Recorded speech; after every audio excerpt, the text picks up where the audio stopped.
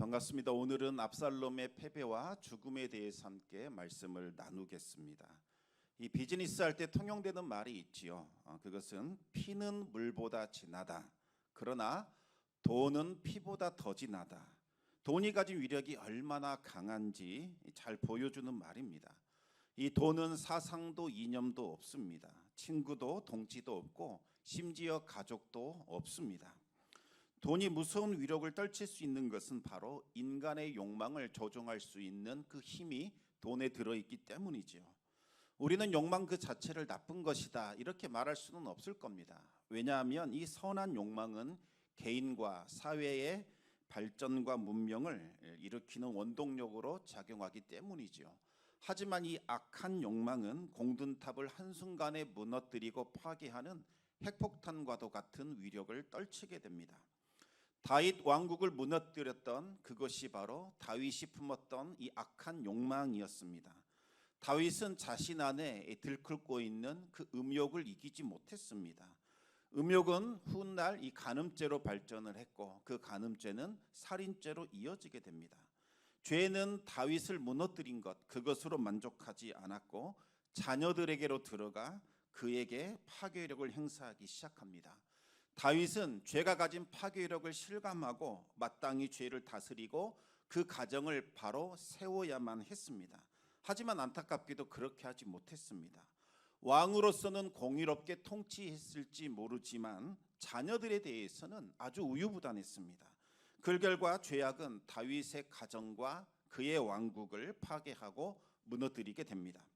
다윗이 가장 아끼고 사랑했던 이 압살롬은 다윗을 향하여 칼을 겨누는 반역을 일으키게 됩니다. 압살롬이 반역을 일으킨 것은 다윗이 공의롭게 이 죄의 문제를 처리하지 못했기 때문이었습니다. 다윗의 맏아들 이 암논이 압살롬의 누이를 욕보이고도 모른 척 외면하는 죄악을 저질렀습니다. 그래도 압살롬은 기다렸습니다.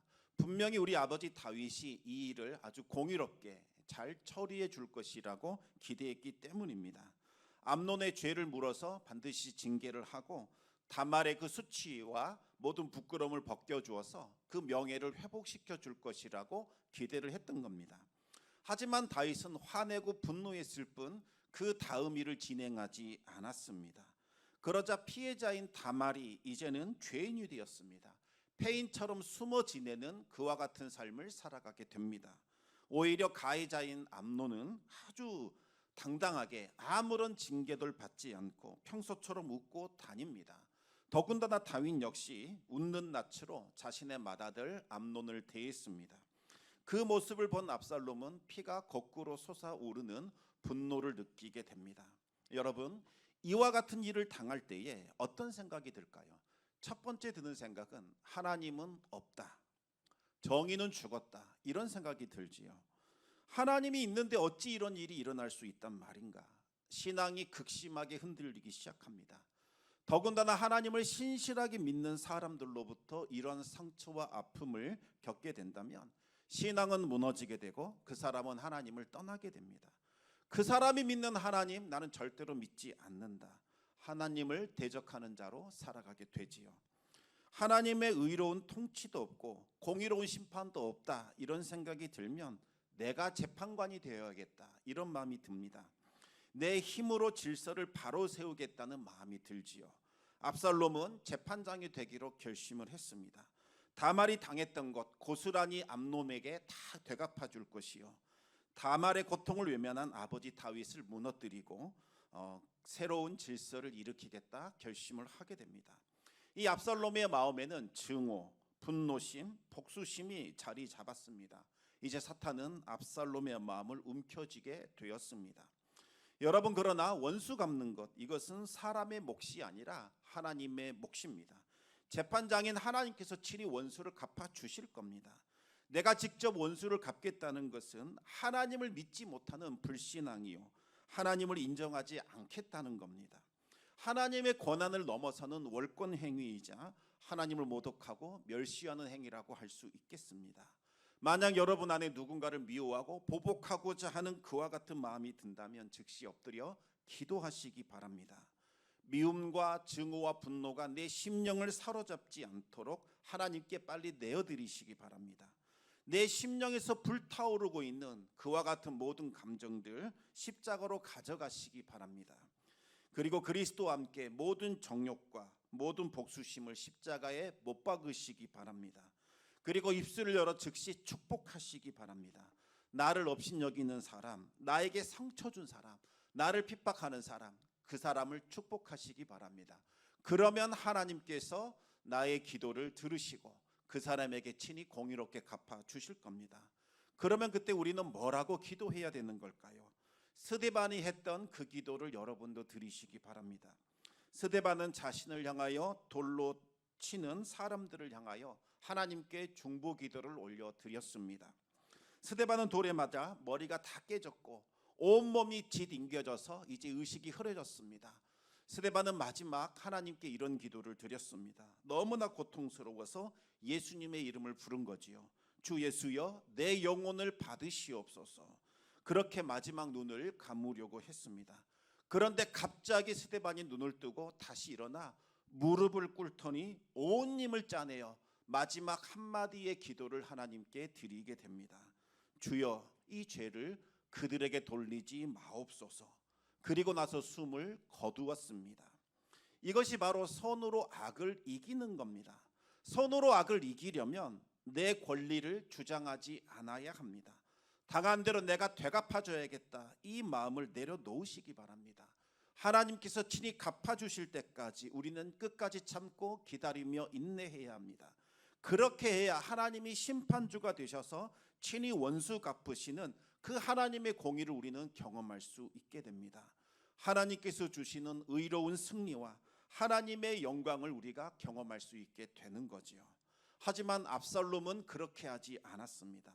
직접 되갚아줘야겠다, 내가 질서를 세워야겠다, 내가 이 모든 일의 심판자가 되어야겠다, 그렇게 결심을 했던 겁니다.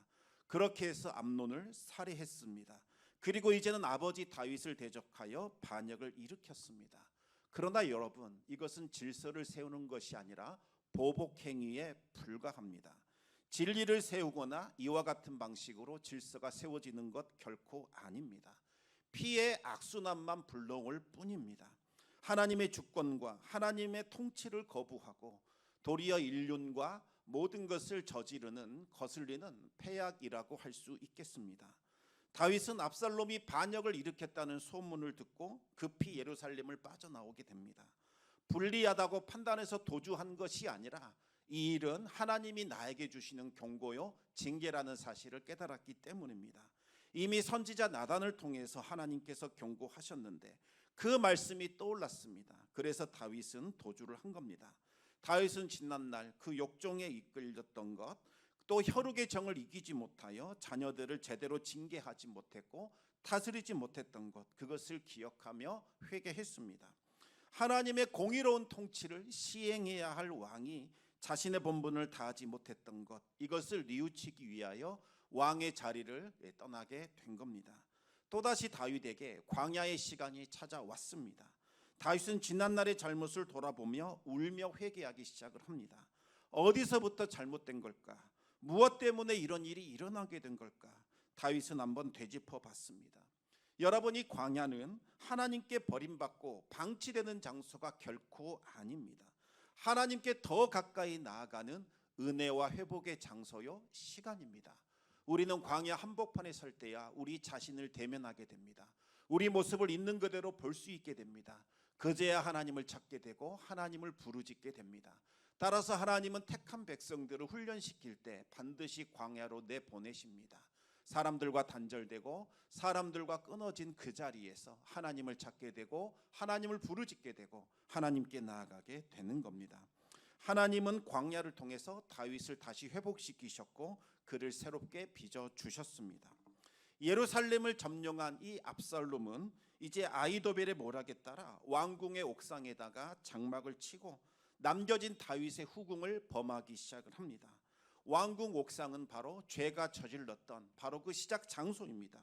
이곳에서 다윗은 밧세바에게 음욕을 품었습니다. 그 죄악을, 그 욕망을 다스리지 못했습니다.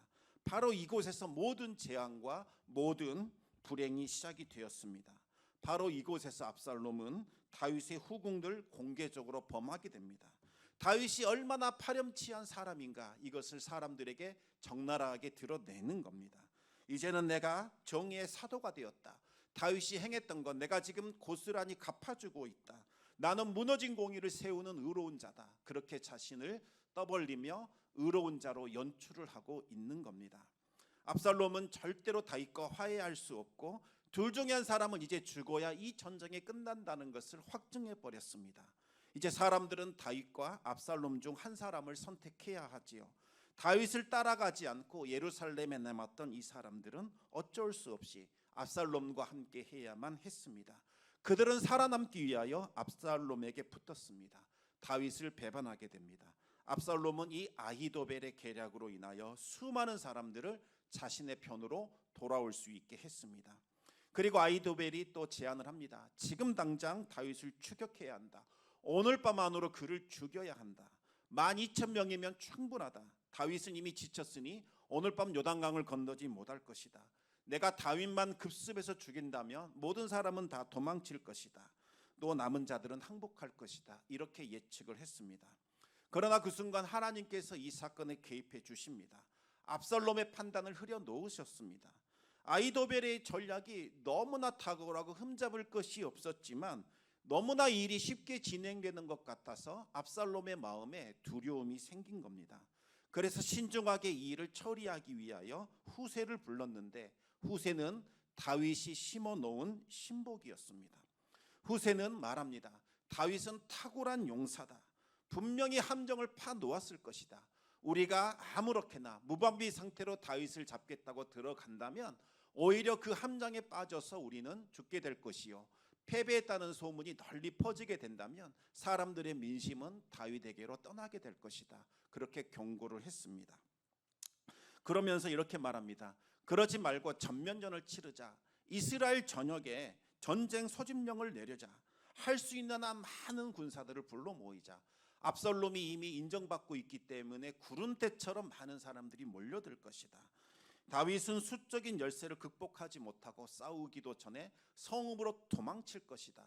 그러면 밧줄을 가져다가 성읍을 꽁꽁 묶어서 끌어내리자. 그러면 다윗은 아무것도 하지 못하고 멸망하게 될 것이다. 이렇게 압살롬의 허영심을 막 자극했습니다. 결국 후세의 전략이 채택이 되었고 아히도벨의 전략은 철회가 되었습니다. 아히도벨은 자신의 전략이 채택되지 못한 것을 보고서 이제는 가망이 없다, 졌다, 그렇게 판단을 합니다. 전면전을 치르게 되면 절대로 압살롬은 다윗을 이길 수 없습니다. 아히도벨은 자신의 고향 땅으로 내려가 모든 짐을 다 정리하고 스스로 목매어 죽었습니다. 후세는 사람을 보내서 압살롬이 지금 전면전을 준비하고 있다는 정보를 다윗에게로 흘려보내게 됩니다. 다윗은 병력이 얼마 되지 않지만 압살롬의 군대와 맞서기 위하여 효율적으로 다시 군대를 재편성했습니다.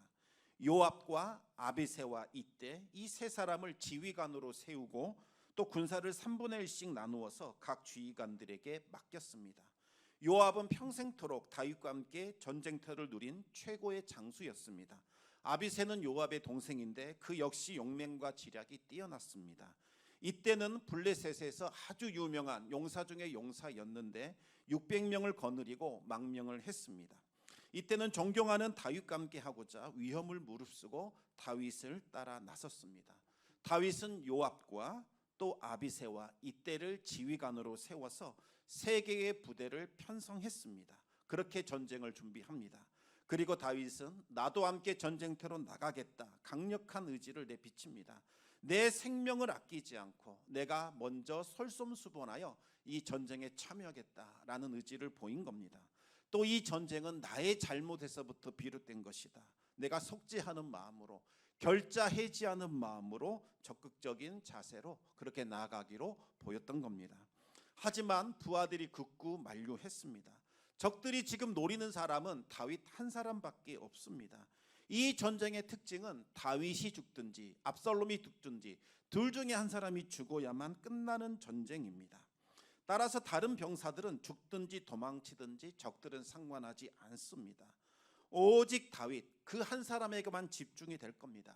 그들은 어떤 희생을 치르더라도 끝까지 추격해서 다윗을 죽이려고 할 겁니다. 다윗만 죽이면 전쟁은 끝나기 때문입니다. 부하들은 다윗을 진심으로 아끼고 사랑했기 때문에 후방에 머물면서 성을 지켜달라고 부탁을 했습니다. 만에 하나라도 다윗이 죽는다면 그들은 목자 없는 양처럼 흩어지게 될 겁니다. 하지만 요압 역시 반대했는데 그 속내는 행여 다윗이 전쟁에 나갔다가 압살롬을 혹시 살려줄지도 모른다는, 그의 생명을 구하기 위하여 약해질지도 모른다는 그와 같은 염려가 들었기 때문입니다. 요압은 어떤 경우에도 압살롬은 죽여야 한다고 생각을 했습니다. 다윗은 부하들의 요청을 받아들였습니다. 어쩌면 이 전쟁이 생각보다 오래 지속될지도 모른다는 생각을 한 겁니다. 그러면 왕으로서 해야 할 일들이 남아 있습니다. 군사를 충원해서 전쟁터로 보내주거나 또 전력이 약한 곳으로 다른 군사를 빼내어 보충시켜야 하는 역할을 해야 합니다. 또 식량을 보급해 주거나 사람들의 민심을 안정시키는 그와 같은 일은 다윗이 아니면 할 수 없는 일이었습니다. 다윗은 출전하고 있는 군 지휘관들에게 간곡하게 부탁을 합니다.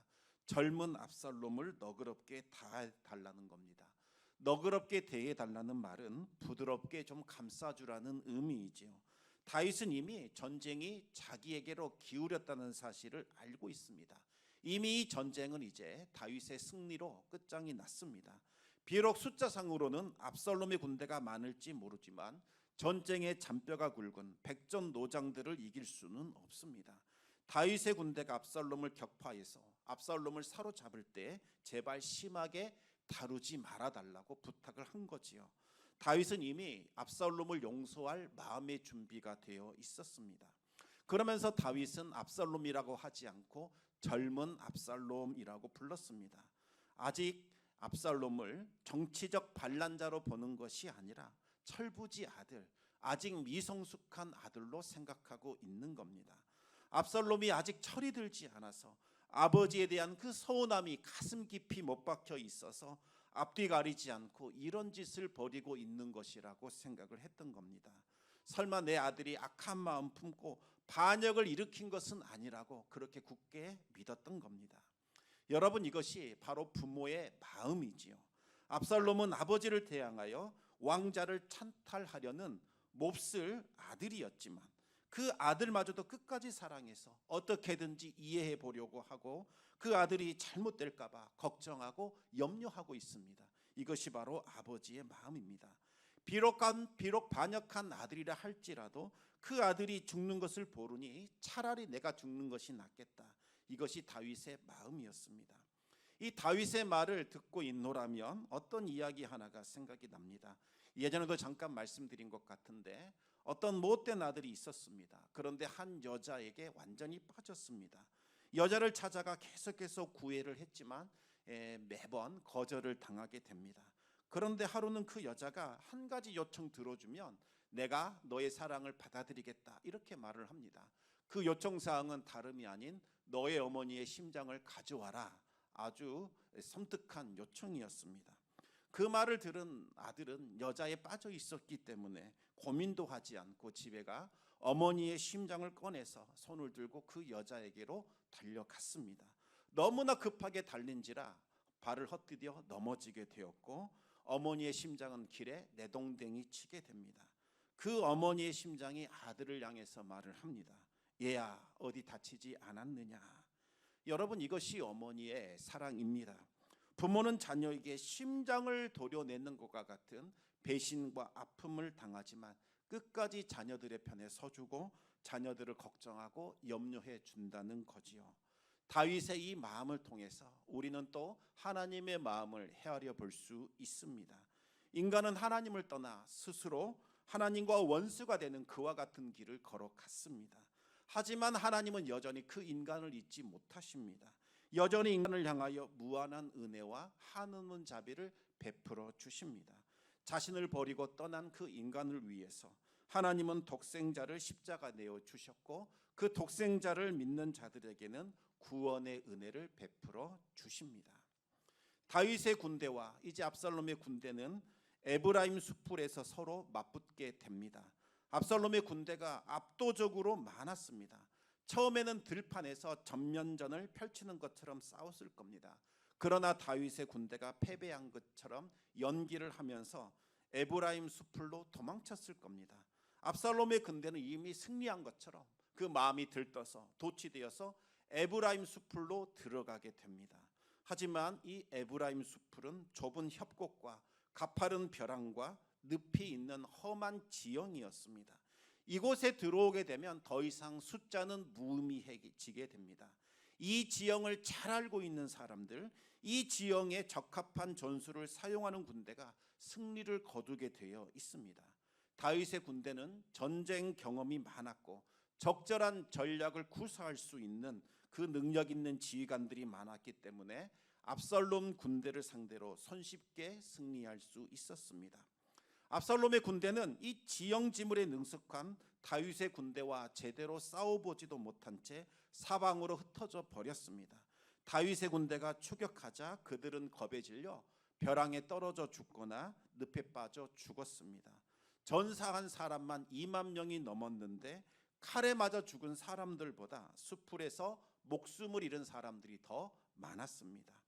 압살롬도 이 전투 중에 다윗의 부하들과 마주치자 노새를 타고 도망치기 시작을 합니다. 당시 노새는 왕족이나 귀족들이 탈 수 있는 운상수단이었습니다. 그런데 압살롬이 이 전투 가운데 노새를 탓하는 것은 나는 이미 왕이다, 내가 이미 통치하고 있다, 이것을 과시하기 위한 허영심 때문이었습니다. 그런데 그 노새가 가지가 무성한 상수리 나무 아래로 지나가다가 노새만 빠져나가게 되고 압살롬이 자랑하던 그 머리카락이 나뭇가지에 뒤엉켜서 압살롬은 공중에 떠있는 그와 같은 신세가 되었습니다. 다윗의 부하 중 한 사람이 이 장면을 발견하고 요압을 찾아가 이 사실에 대해서 보고를 하게 됩니다. 요압은 직접 단창 3개를 가지고 그 압살롬의 심장을 뚫어버렸습니다. 그리고 나서 요압은 승리의 나팔을 부고 더 이상 전쟁하지 말라는 전쟁 중지 명령을 내리게 됩니다. 이미 압살롬이 죽었기 때문에 이 반란도 끝이 나게 된 거지요. 요압은 압살롬의 시체를 숲속 깊은 구덩이에 던져놓고 그 위에다가 돌을 던져 무더기로 만들었습니다.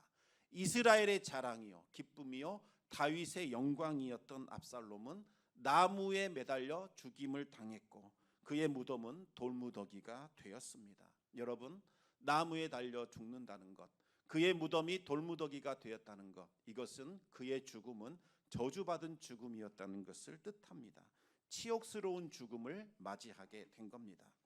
하나님만이 정할 수 있는 이스라엘의 왕권을 개인의 탐욕과 복수심에 사로잡혀 넘봤을 뿐만 아니라 형과 아버지를 죽이고 그 왕권을 차지하려고 했던 압살롬을 하나님께서 인정하실 리가 없습니다. 압살롬은 화려한 영광과 영화를 꿈꾸었지만 하나님을 떠난 영광과 영화는 그 어디에도 없습니다. 하나님과 사람 앞에 교만한 사람의 최후는 이와 같이 비참할 수밖에 없는 거지요. 압살롬은 저주받은 인생이 되어 비참한 최후를 맞이하게 됩니다. 압살롬이 죽었다는 소식을 들은 다윗은 충격을 받았습니다. 심장을 도려내는 것 같은 아픔과 비통함을 느꼈습니다. 다윗은 위층으로 올라가 소리내어 울었습니다. 여기에서 이 올라갔다는 말을 히브리어 원어로 보게 되면 미친 듯이 방황했다라는 뜻으로 나옵니다. 다윗은 미친 듯이 성루를 돌아다니며 소리내어 울부짖기 시작을 한 겁니다. 이 울부짖음은 어떤 의미였을까요? 아들을 잃어버린 아버지의 슬픔이자 내 죄악에 대한 통안과 후회의 울부짖음이었던 겁니다. 성도 여러분, 성경은 말합니다. 교만은 패망의 선봉이다. 거만한 마음을 가진 사람은 넘어지게 되어 있다. 겸손한 사람과 함께하여 마음을 낮추는 것이 교만한 자들과 함께하여 탈취물을 나누는 것보다 훨씬 더 낫다고 말씀하고 있습니다. 그러면서 하나님을 경외하는 것, 이것이 바로 지식의 근본이요 지혜라고 밝히 말씀하고 있습니다. 겸손히 나를 낮추시기 바랍니다. 그리고 하나님의 말씀에 경청하시기 바랍니다. 죄를 멀리하시고 거룩함을 추구하시기 바랍니다. 그러면 하나님이 여러분을 높이시고 여러분에게 아름다운 이름을 주어 영화롭게 만들 겁니다. 존귀와 영광으로 멸류관을 씌워 주실 것이요 하나님께서 여러분을 친히 우뚝 서게 하사 만방에 있는 모든 사람들이 여러분으로 인하여 하나님께 영광 돌리게 하실 겁니다. 날마다 하나님과 동행하시기 바랍니다. 힘들고 어려운 길이라 할지라도 믿음으로 나아가다 보면 하나님의 좋은 때가 반드시 찾아옵니다. 광야와 같은 시간을 지나고 있다면 다시 하나님을 대면하시기 바랍니다. 이 시간은 지나놓고 보면 가장 아름답고 소중한 시간이었다는 것을 깨닫게 될 겁니다. 우리 하나님의 은혜가 늘 함께 하시기를 주님의 이름으로 축원합니다. 이 시간 우리 같이 기도하기를 원합니다. 지금 많은 사람들이 특히 우리나라와 세계 각국이 정말 힘들고 어려운 시간을 보내고 있습니다. 이와 같은 혼돈과 어지러움은 정말 그 어느 때 겪어보지 못했던 것 같습니다. 하나님께서 이 어려움을 허락하신 이유는 무엇일까요? 다시 한번 낮아지라는 거지요. 우리의 먹고 사는 것, 우리의 소망이 바로 돈이나 명예에 있는 것이 아니라 천지를 주관하시는 하나님께 있다는 것을 알려주는 겁니다. AI와 또 여러 가지 개놈 프로젝트와 그리고 모든 것으로 인하여 사람이 교만해졌었고 우리가 하나님과 같은 존재가 되었다고 착각하며 떠들었던 시절이 불과 얼마 되지 않습니다. 그러나 그것이 얼마나 헛된 자랑이었고 얼마나 헛된 것인지 우리가 보고 있습니다. 하늘에 계신 하나님께서 비우셨고 하나님께서 이 모든 일들의 통치자이시오 구원자이심을 보여주고 있는 겁니다. 하나님 겸손하게 하여 주시옵소서. 어려움의 시기에 하나님을 찾게 하여 주시고 하나님을 만나게 하여 주시고 우리를 회복시키시는 하나님을 경험할 수 있도록 역사하여 주시옵소서. 우리 같이 기도함으로 주님 앞에